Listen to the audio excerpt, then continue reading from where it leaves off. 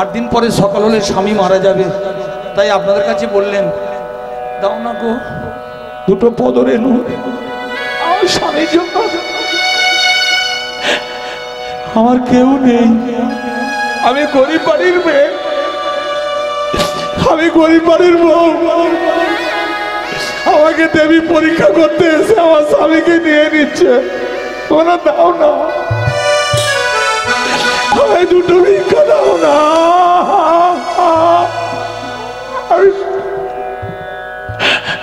ভক্তমণ্ডলী মায়েরা, দেখতে দেখতে 22টা দিন কেটে গেল। আপনারা পদরেণু পায়ে ধুলো দিয়েছিলেন, যমুনার জলে স্নান করিয়ে দিল, কিন্তু আর কথা বলতে পারছে না, মুখ দিয়ে শুধু রক্ত বার হয়। সেই সময় তার স্বামী বললে, অনুসুয়া সেই তো মারা যাব, তুমি সতী নারী, তোমার হাতে জল একটু দেবে, তোমার হাতে জল খেয়ে মারা গেলে স্বর্গে যাব। মায়েরা শুনে নিন, বাবা যখন মারা যাবে শুধু ছেলে মেয়েরা জল দেবে না, আপনারা আমার মা, আপনারা আমার সতী মা, যদি বেঁচে থাকেন মা, শেষ জলটা আপনি আমার মা দেবেন, আমার বাবা স্বর্গে যাবে, একটু জল দাও না। যেখানে গেলে জল পাওয়া যায় না সেই মরুভূমিতে বলছে জল দাও। তখন অনুসুয়া কি করলো জানেন? স্বামী আর তোমাকে টানতে পারছি না, তুমি এখানে বসো, আমি যেভাবে হোক জল নিয়ে আসবো। এখনো 2 দিন বাকি আছে, 2 দিন পরে সকাল হলেই মারা যাবে, আমি এক্ষুনি জল নিয়ে আসবো। কে কোথায় আছে?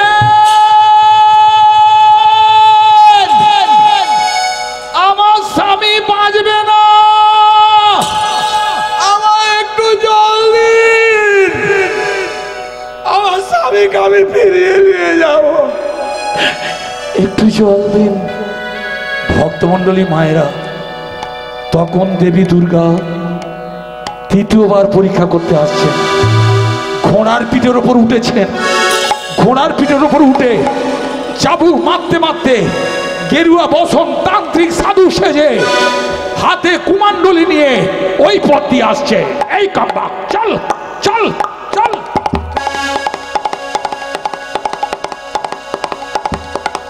ওই তো একটা সাধু বাবা আসছে, সাধু বাবার হাতে কমান্ডলিতে জল আছে, ওই জলটুকু হলে হবে। সাধু বাবা, সাধু বাবা, আমার স্বামী বাঁচবে না, আর মাত্র 2 ঘন্টা বাকি আছে, সকাল হলেই স্বামী মারা যাবে, আমি আমার স্বামীর শেষ ইচ্ছা পূরণ করব, আপনার হাতে কমণ্ডলী আছে, একটু জল দিন। শোনো বালা, একটা কথা বারবার বলা আমি পছন্দ করি না, আমি তোমায় পানি দিব, তুমি পানি লিবে, কিন্তু স্বামী স্বামী করলে তো আমি তোমাকে পানি দিব লাই, আমি বাঁচি তো বাপজির নাম আছে, হ্যাঁ আমি তোমাকে পানি দিব, তোমার স্বামীর জন্য তো পানি দিব লাই। তাহলে আপনিও শুনে রাখুন, আমি সতী নারী, আমি জানি তেষ্টায় আমার বুকের ছাতি ফেটে যাচ্ছে, কিন্তু আমি যদি মারা যাই তবু ভগবানের কাছে বলবো স্বামীর কোলে মাথা রেখে মারা গেছি, কিন্তু স্বামী যদি মারা যায় সে জল আমি নেব না, আমার জন্য জলের দরকার নেই, আমার স্বামীর জন্য জল দিতে পারেন দিন, যদি দিতে না পারেন যান, এখান থেকে চলে যান। ভক্তমণ্ডলী মায়েরা, ওই যে তান্ত্রিক সাধু যে জল নিয়ে এসেছিল, ওই জলটা যদি সতী অনুসুয়া পান করতেন, সতী অনুসুয়া ঘুমিয়ে পড়তেন, 2 ঘন্টা পরে সকাল হতো, তার স্বামী মারা যেত। কিন্তু আপনার আমার মা সবার সঙ্গে ঘুরঘুর করলেও সতীদের সঙ্গে ঘুরঘুর কেউ করতে পারবে না। জেনে রাখবেন মায়েরা,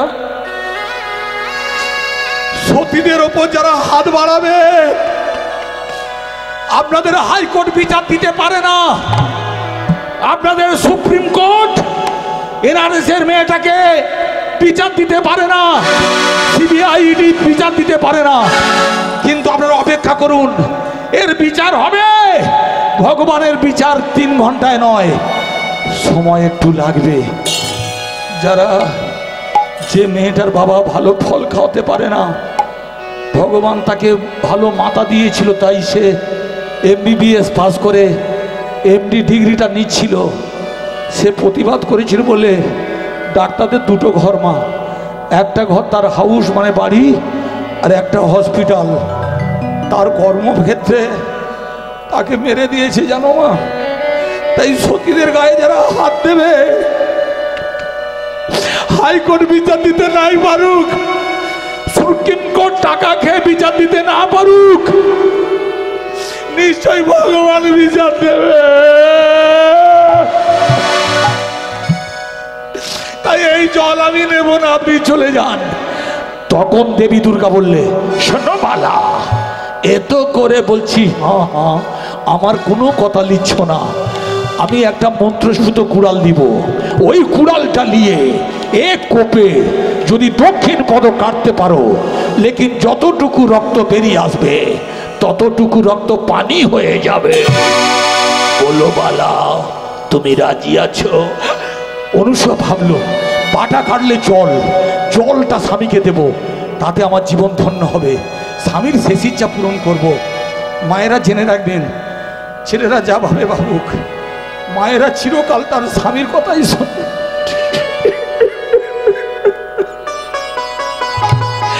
তাই দিন, সাধু বাবা আপনি কুড়ালটা দিন, আমি পা কাটবো। যে কোনো রক্ত অনেকক্ষণ এক জায়গায় পড়ে থাকলে জল হয়ে যায়। কুড়ালটা নিলেন, দেরি করলেন না, কুড়িল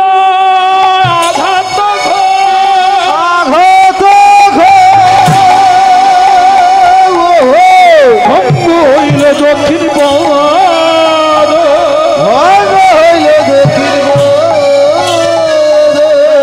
রক্ত রক্ত রক্ত জল হয়ে যায়।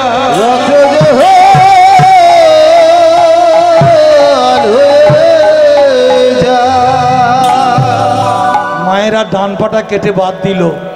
যে কোনো রক্ত অনেকক্ষণ এক জায়গায় পড়ে থাকলে দেখবেন জল কেটে বেরিয়ে যায়।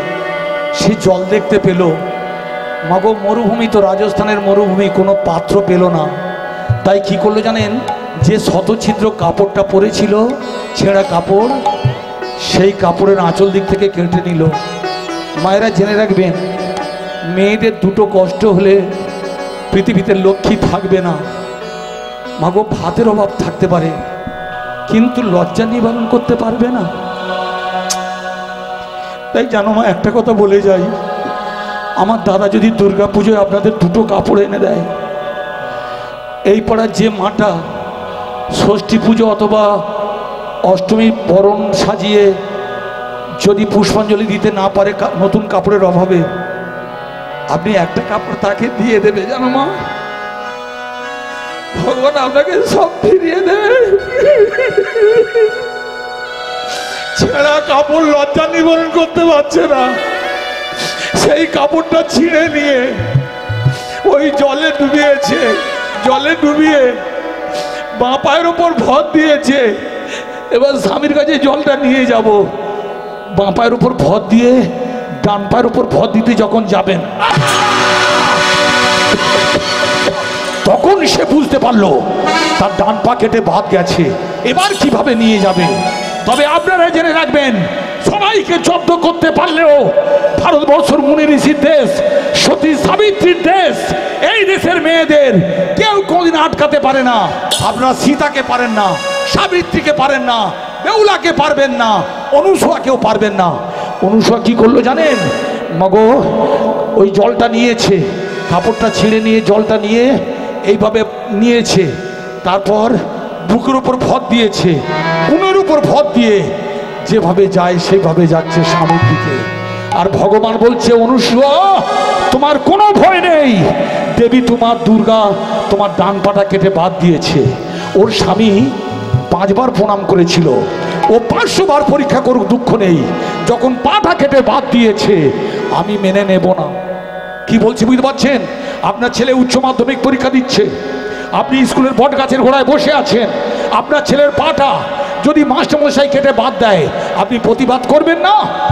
তাই আমাদের গার্জেন হলো ভগবান। ভগবান বললে, আমি তোমাকে বাঁশি বাজিয়ে ডেকে নিয়ে যাব, আর আমি যতক্ষণ যাব কিছুতেই সকাল হবে না। ওই 2 ঘন্টা পড়ে থাকবে, আমি তোমার স্বামীর কাছে নিয়ে যাব, তুমি স্বামীকে জল দেবে, তবে 2 ঘন্টা সকাল হবে। বোঝা গেল? তাই জেনে রাখবেন মায়েরা, অনেক কষ্ট করলে, জ্বালা যন্ত্রণা সহ্য করলে তবে আপনারা মা হতে পারবেন। তবে তো আমি দুয়ারে দুয়ারে দাঁড়িয়ে দাঁড়িয়ে কেঁদে কেঁদে হরিনাম গাইব আমার মায়ের জন্য। পৃথিবীতে জন্মগ্রহণ করেছি, মায়ের জন্য যদি কিছু করতে না পারি, আপনাদের নেতাজি করেছিলেন, ক্ষুদিরাম দেশের জন্য ফাঁসির মঞ্চে গিয়েছিলেন মায়ের জন্য, তাই আপনারা আমার সেই মা। আজকে তাই করলেন। কিভাবে যাচ্ছে দেখুন, ভগবান বাঁশি বাজাচ্ছেন আর সতী বুকের উপর দিয়ে যাচ্ছেন। এইভাবে জলটা নিয়ে চলে রে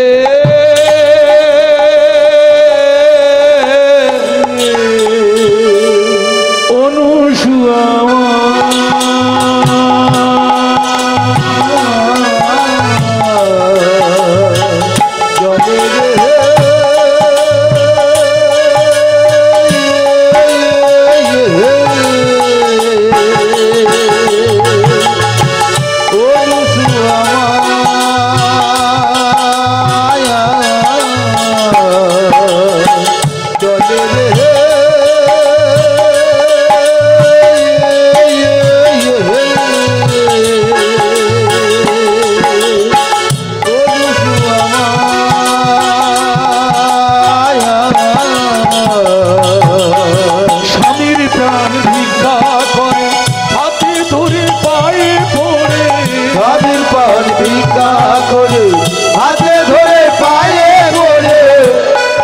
ভালো চেক জড়িয়ে যাচ্ছে ভাই, ক্লিয়ার করে দেবে।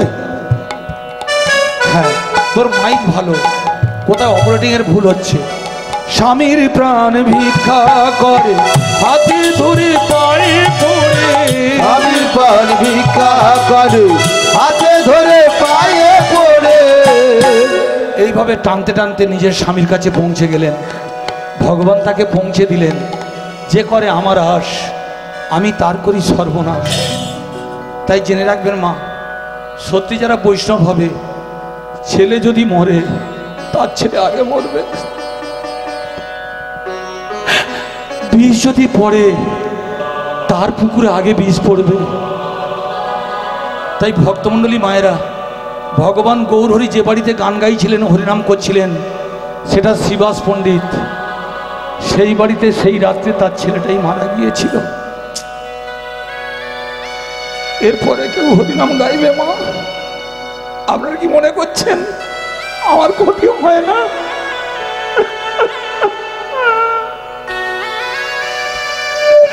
আমার মারাত্মক ক্ষতি হয়ে গেছে।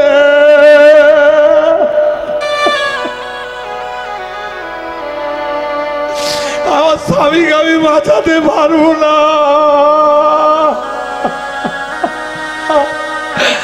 এইভাবে কাঁদতে কাঁদতে জলটা নিয়ে স্বামীর কাছে এলো।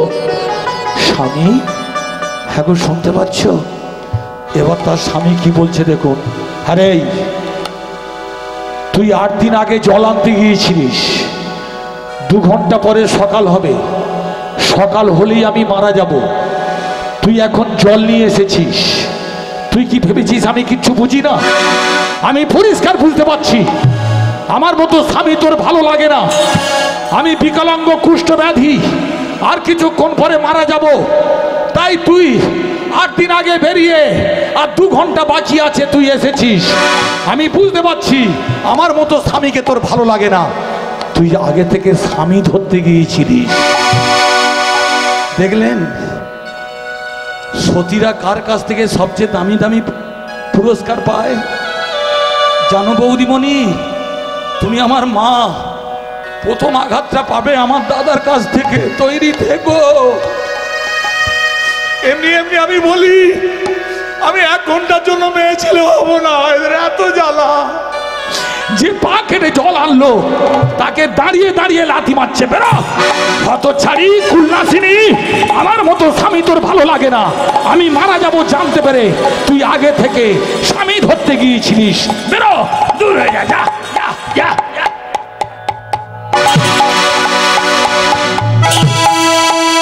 স্বামী, তুমি মারতে মারতে আমায় মেরে ফেলে দাও, তোমার অধিকার আছে। স্ত্রীকে ধরে মারার অধিকার স্বামীর আছে। তুমি আমায় মারতে মারতে মেরে ফেলে দাও, কিন্তু তুমি আমাকে কলঙ্কিনী বলো না। 6 বছরের মেয়ে আমি তোমার সঙ্গে ঘর করতে এসেছিলাম, তোমাকে না জানিয়ে। আমি কোনোদিন চৌকাঠ ডিঙিয়ে বাইরে যাই না, আর তুমি আমাকে কলঙ্কিনী বলছো? আচ্ছা স্বামী, আমি কলঙ্কিনী? দেখো তো আমার দক্ষিণ পদ আছে কিনা। মাগো কাপড়টা সরিয়ে দেখছে, পাটা কাটা, আর কাটা পা থেকে ঝরঝর করে রক্ত ঝরছে।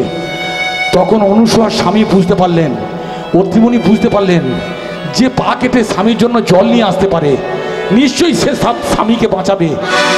অনুসূয়া, আমি তোমাকে আঘাত করেছিলাম, পদাঘাত মানে লাথি মেরেছিলাম, সবাই দেখেছে। কিন্তু আজকের আমি তোমাকে সবচেয়ে দামি পুরস্কার দেব। তুমি যখন আমার জন্য পা কেটে জল নিয়ে এসেছো, তুমি আমাকে বাঁচাতে পারবে, আমার কাছে এসো। কেন? আমি তোমাকে দামি পুরস্কার দেব। কি পুরস্কার? আমি তোমাকে প্রণাম করব। ভারতবর্ষের কোনো স্বামী কোনোদিন কোনো অবস্থায় তার স্ত্রীকে প্রণাম করে না, তবে দক্ষিণেশ্বরে ঠাকুর রামকৃষ্ণ আপনাদের মা সারদা দেবীকে প্রণাম করতেন। কেন করতো জানেন?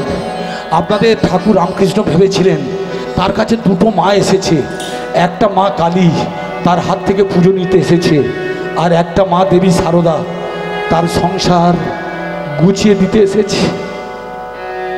তাই সারদা দেবীকে মহামায়া ভেবে ঠাকুর রামকৃষ্ণ পুজো করতেন, প্রণাম করতেন। তাই আমি তোমায় প্রণাম করব। অনুসূয়া বললে, থামো, এখনো 2 ঘন্টা বাকি আছে, আমি তোমাকে বাঁচাবো, তারপরে ব্যবস্থা হবে। তুমি আমার কোলে শুয়ে পড়ো, আমি তোমার বুকের উপর একটা হাত রাখবো, একটা হাত সূর্যের দিকে তুলে দেব, তারপর দেখি আমার কাছ থেকে কোন দেবতা আমার স্বামীকে নিয়ে যায়। আমার শীতের সিঁদুর, আমার হাতের শাঁখা, আমার পা কাটা জল এত সহজে বিফলে যাবে না। তাই ভক্তমণ্ডলী কিভাবে ভগবানকে ডাকছে দেখুন। ভগবান,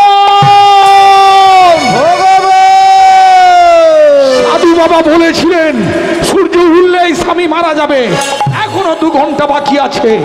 এই স্বামীর বুকের উপর হাত দিলাম, সূর্য দেবতা তুমি উঠো না, তুমি উঠলে স্বামী মারা যাবে।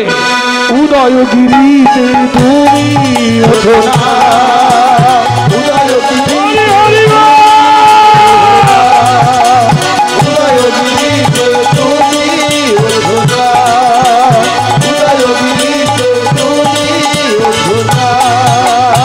আমার স্বামীর মৃত্যু দিও না, আমার স্বামীর মৃত্যু দিও না।